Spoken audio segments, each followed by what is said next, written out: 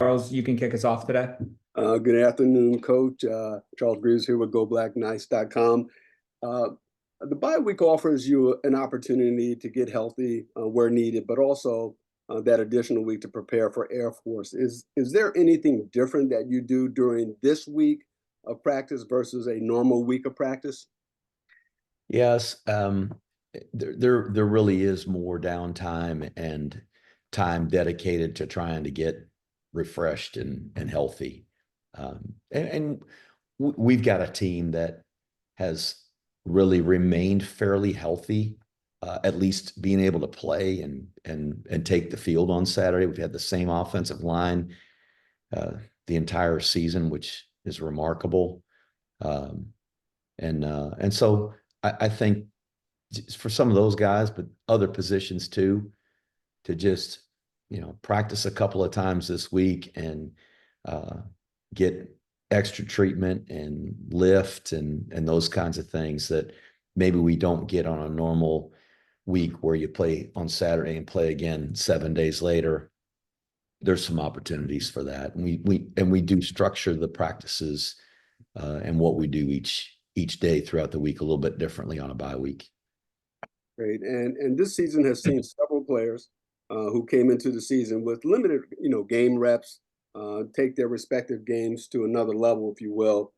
From your perspective, are there, one or two or three players that have really put their game into what I call third or fourth gear?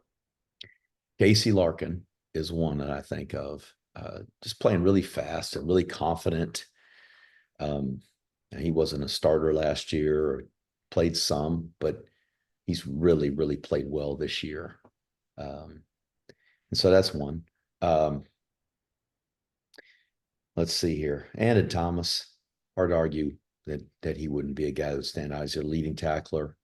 Was hurt in preseason last year, limited plays on defense a year ago.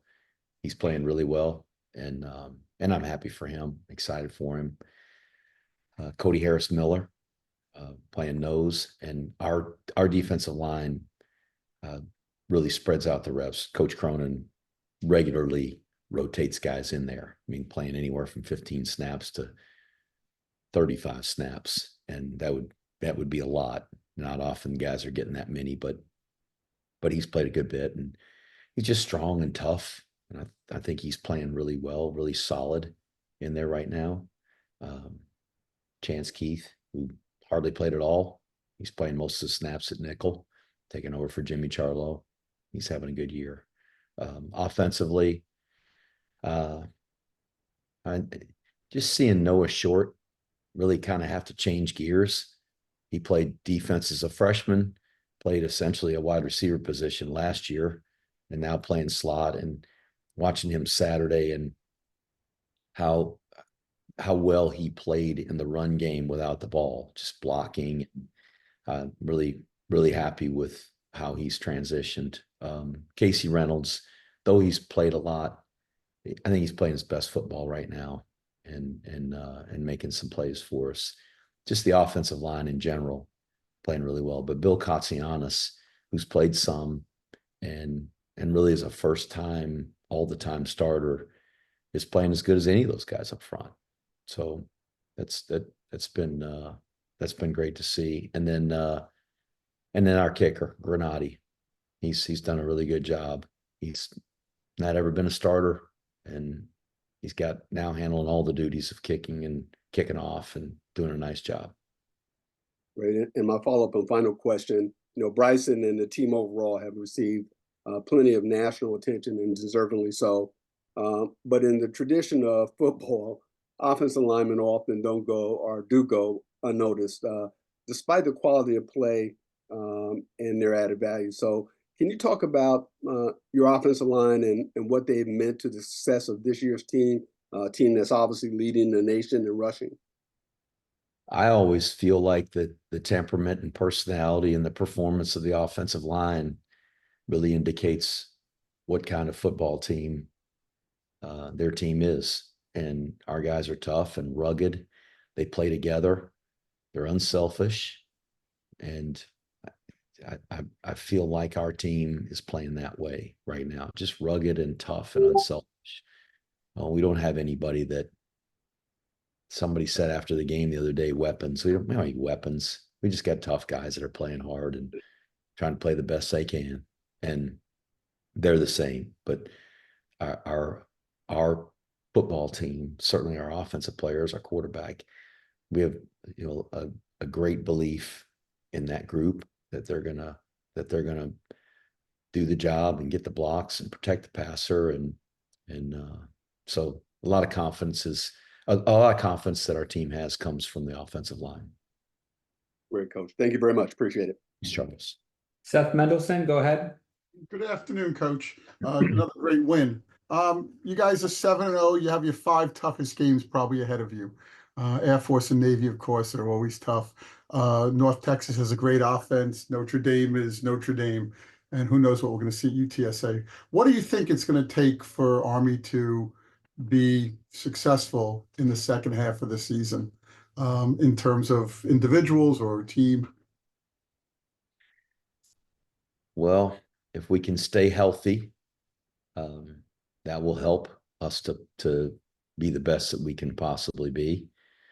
I don't know if that'll be good enough for us to win any of the games we've got left, but I think having the starters and having the guys that we feel are at the top of the depth chart healthy would certainly aid in our chances. We're really concerning ourselves with one game. This is going to be the hardest game that we've played so far to win.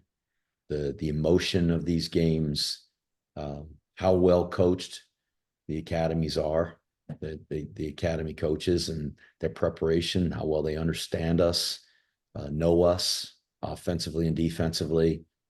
I mean, Troy and I have been squaring off for 11 straight years, me as the head coach here. And so it's a lot of film and a lot of games, and Brian Newberry's been at Navy for several years as the defensive coordinator now, in his second as the head coach. So he's got a lot of experience playing against us and knows us well. So these academy games are really challenging. This is going to be a hard game to win. And you mentioned all the other opponents we got. They're all good football teams. Great talent, great coaches. And so, we got our hands full for sure, but not any more than we do getting ready for Air Force. So we're just trying to focus our efforts on them and do the best we can to win a game that's every year really, really fiercely contested and a hard game to win. Last year, this is the exact opposite pretty much of what happened last year. Air Force was undefeated, big favorite. The game was out there. Now it's the opposite here. I'm sure you must be, staying on top of the players and making them aware of, what could happen. So could you talk about that a little bit? I'm on top of our players all the time about what can happen if we lose focus, lose discipline, fail to prepare, read the headlines. I'm on our guys, win, lose, or draw about that. I don't ever let up, and that's my job. So last year we were just able to execute well, and they have a good football team and a well-coached football team, and like I said, they know us really well, and all the guys on their team and all the guys on our team, we're all in the same recruiting pool, and we all recruited all of them.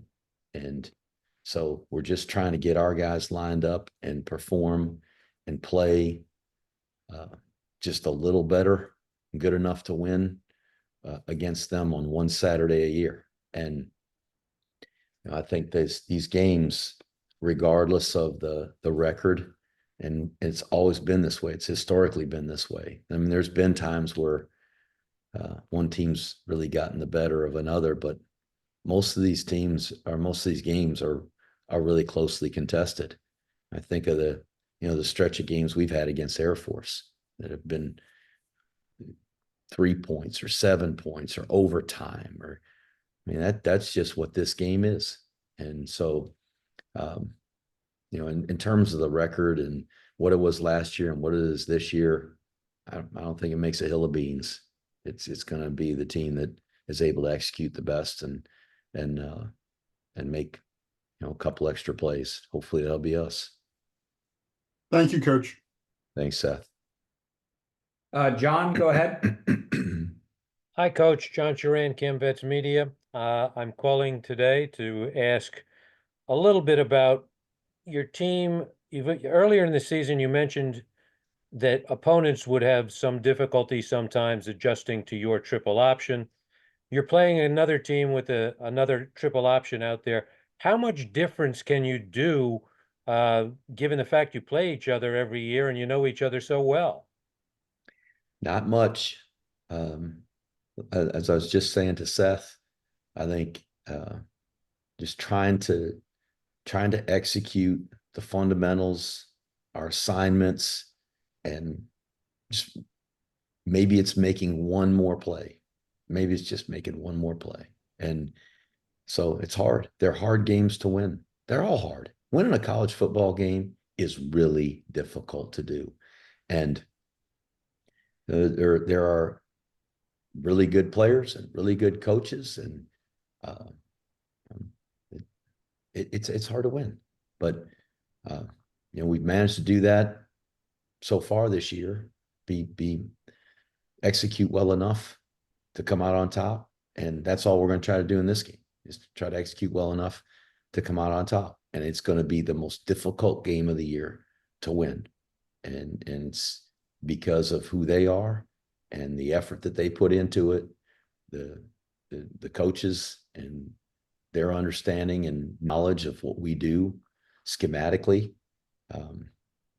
and just the desire, the pure desire to win and play for the trophy that we all covet so much. Defensively, do you think your staff is going to have to do things significantly differently? Every time we play an option team, play one of these academy games, we've got to do things differently. And that's, that's part of the angst of playing an option team.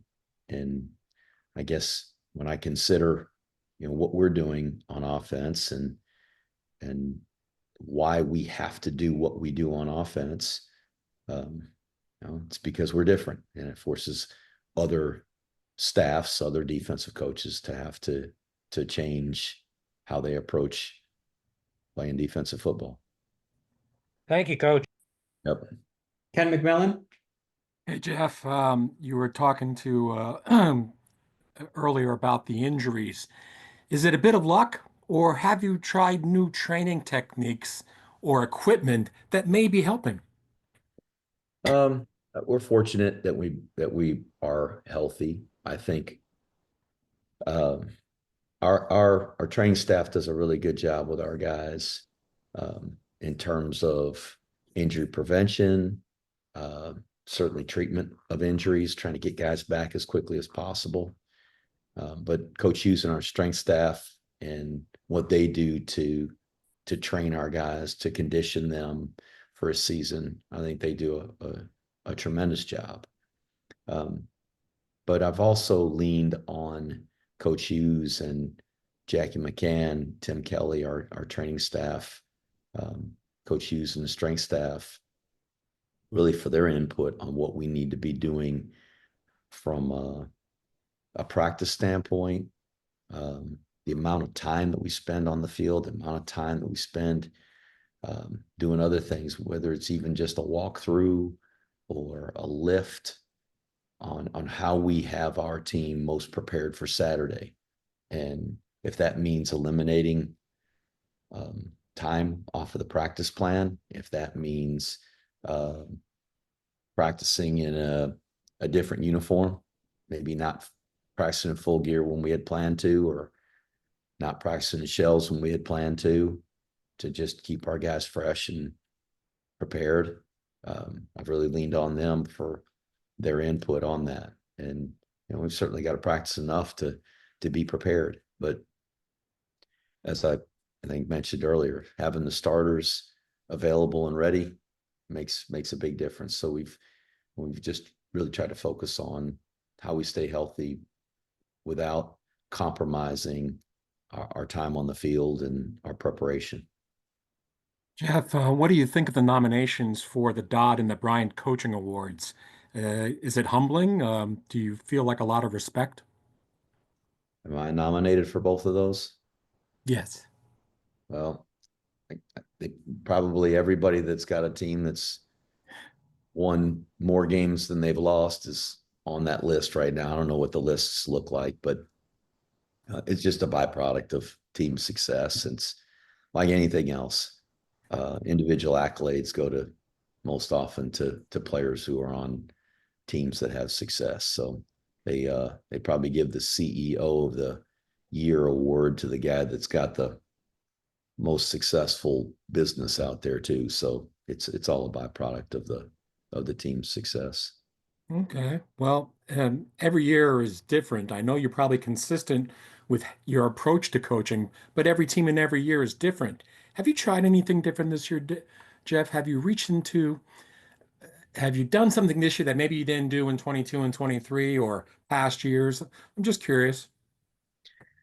No, I don't know that maybe you can ask other people around here if I'm different, but I don't feel like it's different. I don't feel like I approached the season differently or went through preseason camp differently.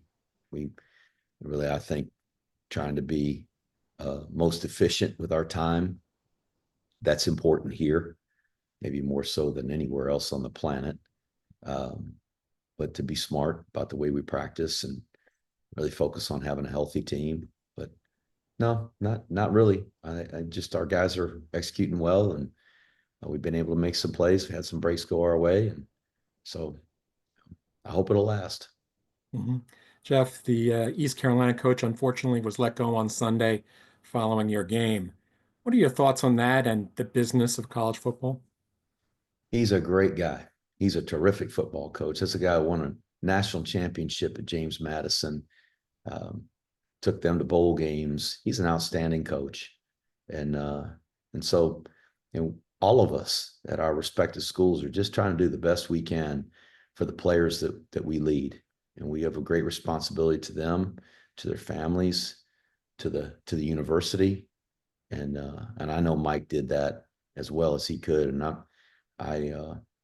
I'm disappointed that he's not able to finish the season with them and finish it out with those kids because I know he loves his players, and I know he has felt a great sense of obligation to the players and the coaches as well as to East Carolina, and so I hate that has to happen, but we are a profession that we understand that when we get into it. And Mac Brown told me one time, he said, "This is a great profession, but a bad business." And sometimes it can just be a bad business because you have things like that happen, and people unfortunately lose their jobs, but it it's just part of it. And each university, East Carolina in this case, has to do what they think is best for their institution and for their program. And they're entitled to do that, and they should do that. They should do the things that they think are best for their program and for their university. So, and I know that Mike understands that too, and he's a great professional, and I'm certain I've not talked to him, but I'm certain he's handling it like the true professional that he is. Jeff, what makes the Air Force rivalry different from Navy? I think each of those games is different for all those teams. I'm sure they consider their rivalry with each other different than ours.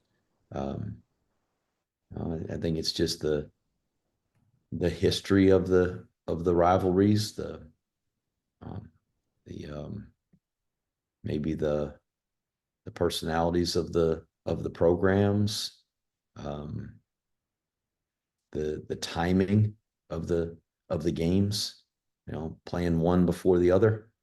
Um, that I think all that comes into play. And if you don't mind me asking, what is your relationship with Troy Calhoun? As you said earlier, you've squared off so many times and you recruit against these guys all the time. Can you give us any insight? I mean, it's probably like every coach that I coach against. Respect as a coach and for the job he does. He's had a unbelievable run there. He's a terrific coach, really smart. Uh, Always has a team that's prepared and well coached, and they're disciplined and uh, and really good at fundamentals, and I respect that. But I don't spend a lot of time talking to other coaches. You know, we played Mike Houston on Saturday, and I think a lot of him. He's a really good football coach, but I don't call him on a weekly basis. I've got a job to do here, and it's probably like that with even the academy coaches.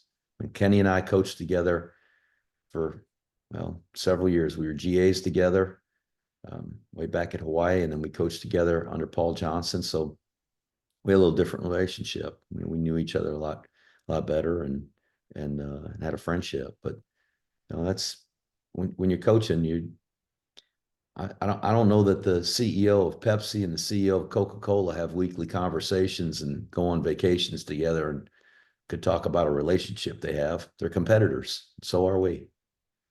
Sounds like Macy's and Gimbals back in the day. Uh, Last thing, Jeff, this is sort of a general question. Can you ever over prepare for a game? Because I think teams will probably stay basically the same every week.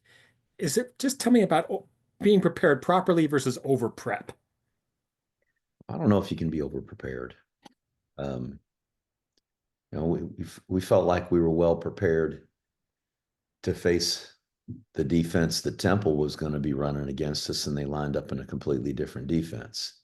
It felt like we were going to be well prepared to play East Carolina in a defense that we thought they would be in, and they were in a completely different defense. So if we weren't prepared for what we might see, then we would have been underprepared. So I don't know that there's such thing as over preparation. I do think though,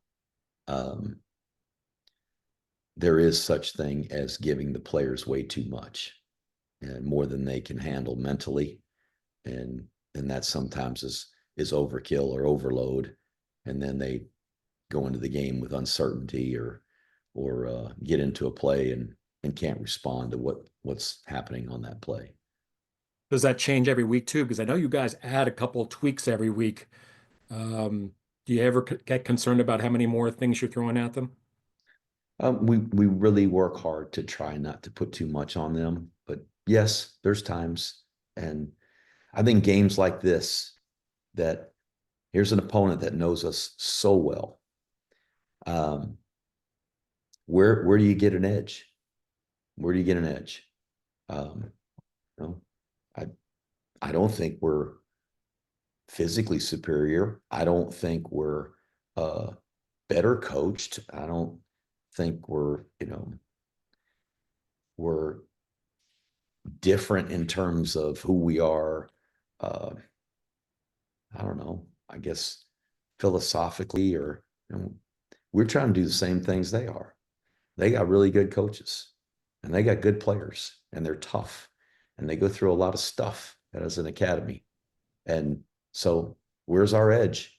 And so I think there's a temptation to, okay, they know we're going to do this. They know we're going to do this. They've seen us do this. What do we come up with that's new? And what things can we throw at them? And sometimes, your menu can become really, really large.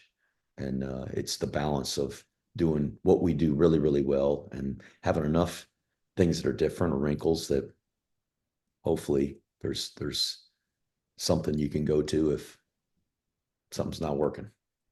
Do you like the cat and mouse? I mean, that's coaching. That's part of the profession. Just you're just trying to get one step ahead or keep up and get one step ahead, and they get one step ahead, try to catch up. And I mean, that's coaching, and that's not unique to football. That's every sport there is out there. And I think it's athletes as well. They do that through the course of a game. A guy that's protecting the passer, and he's got a guy over there running these pass rush moves against him. Well, as the game goes along, he says, well, I'm going to try this to try to keep that guy from beating me on the pass rush move. And the pass rush guy's saying, well, I've seen him do this. I'm going to try to counter that move with this. I'm going to try to counter that technique with this. I mean, it's all cat and mouse. That's what's fun about it. Thanks, Jeff. Appreciate the time. You got it. Thanks, everybody. Thank you.